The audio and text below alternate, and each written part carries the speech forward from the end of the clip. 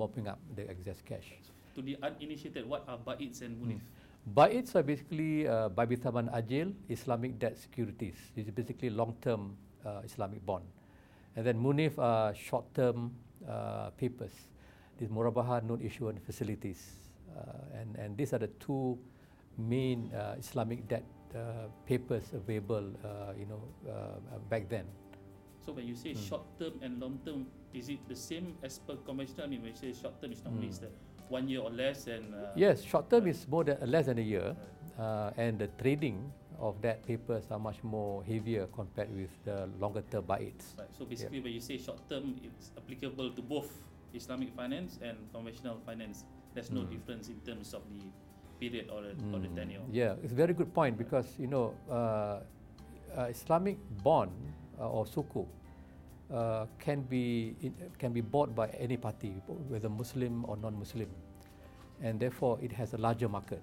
Like if a company wishes to issue a conventional bond, interest-bearing bond, then there is only one market, which is conventional market. So the lucrative markets from Middle East may not want to buy the conventional bond. So many companies they are looking forward to issue sukuk or Islamic bond because of the bigger investor base available. So basically, it's after the bonds, then we started issuing sukuk. Yes. Right. Yes, yeah. What exactly are sukuks compared to Ba'its and Munif? What are the differences? Okay, sukuk are basically asset-backed security. Compared with Ba'its, these are basically asset-backed, but there isn't much. I mean, the mechanism of Ba'its and sukuk are quite different.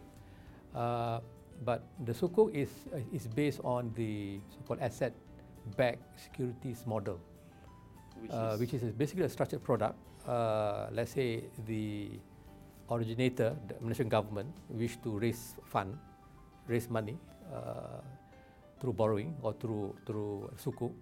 So what they did is they sell some of their assets to the special purpose vehicle (SPV), from which the SPV will basically issue the so-called sukuk to the investor.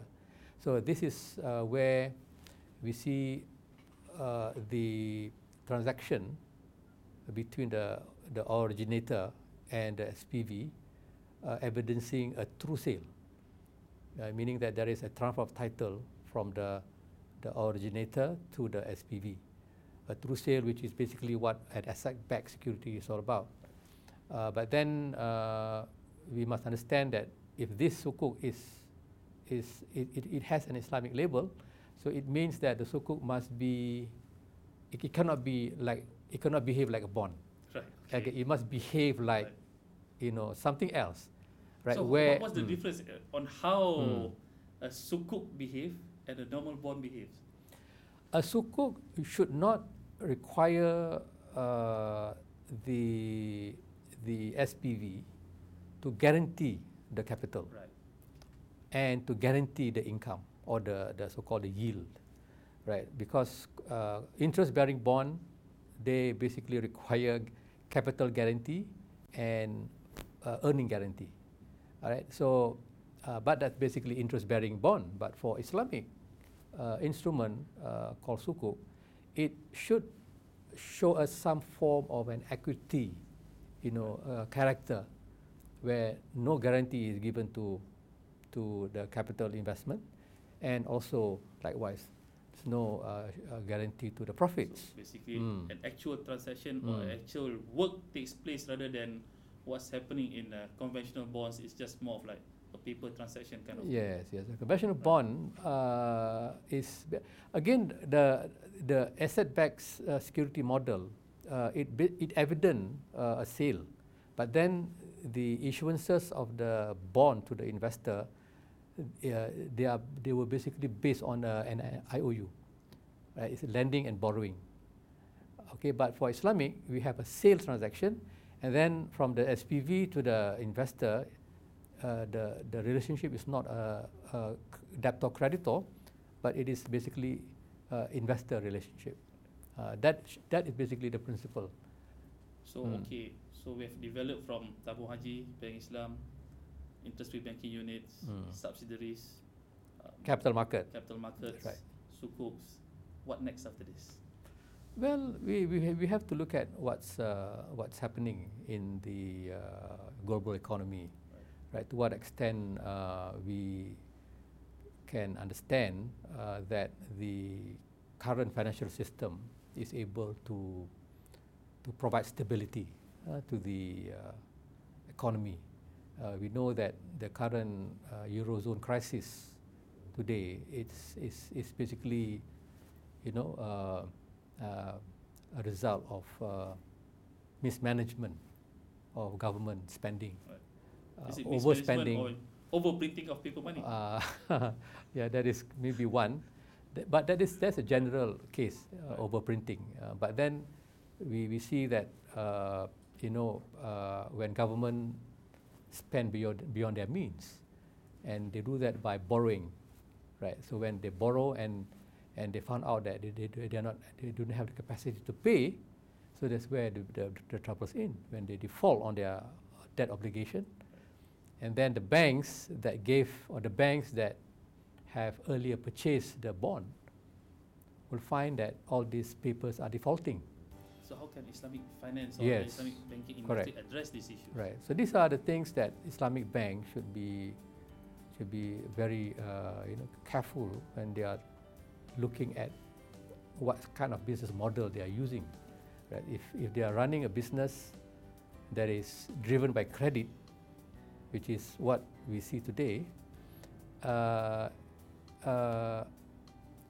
it should have a much more different character than credit in the riba banking. So basically, you're propagating or espousing the virtues of risk sharing rather than risk shifting, as what's happening right now.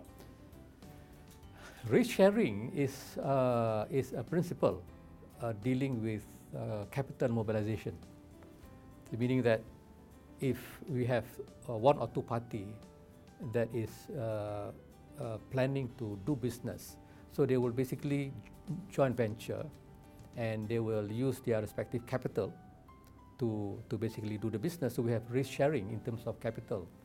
But my main thesis is risk taking, because risk taking is the universe. So meaning that, as a trader, if I am a trader, I am risking my capital in doing my business, right? So it is risk taking. As a trader, I don't share any risk with anyone, right? Because the money is mine, and what I'm doing is basically selling my commodity to the customer. So when I sell my commodity to the customer, there is no risk sharing. Basically, I must have responsibility as a seller to my customer by, for example, giving a warranty. Okay, I have to be honest in my dealing with my customer. So that is my responsibility as a seller. So risk sharing is much more relevant to capital mobilization. So follow to your thoughts, Prof. Saiful. Oh yes. Shall take a break. Come back to Capital TV in a moment.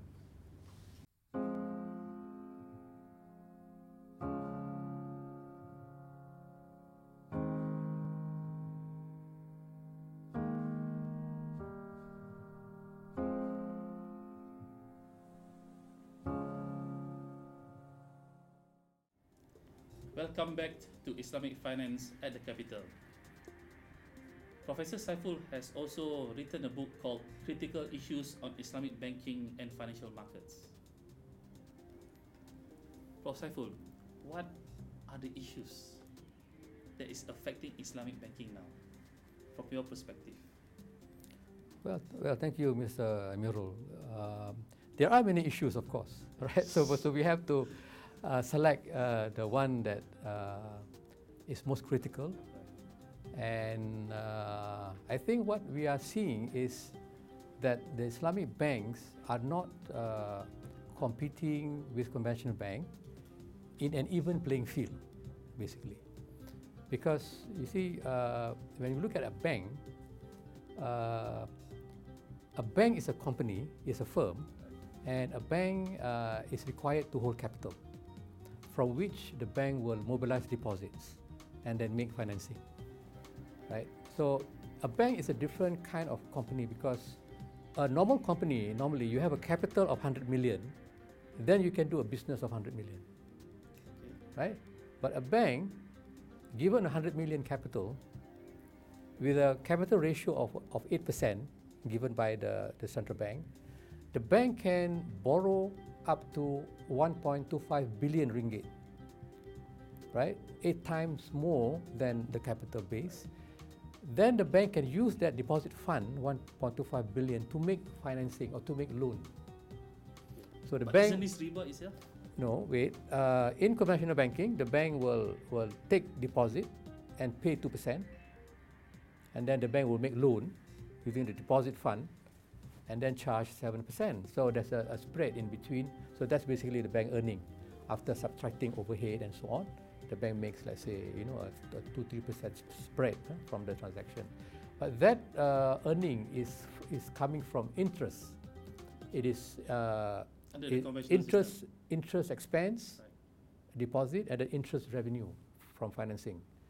For Islamic banking, they too have to mobilize deposit, right? So that funding cannot be based on interest. It has to be based on a different platform. So we call it, wadi'ah damana, mudarabah, investment account. So these are not interest-bearing deposits. They have different principles. And then financing is given away using trading concept, like Babi Zaban Ajil, Ijarah Thumma Al-Bay, and so on.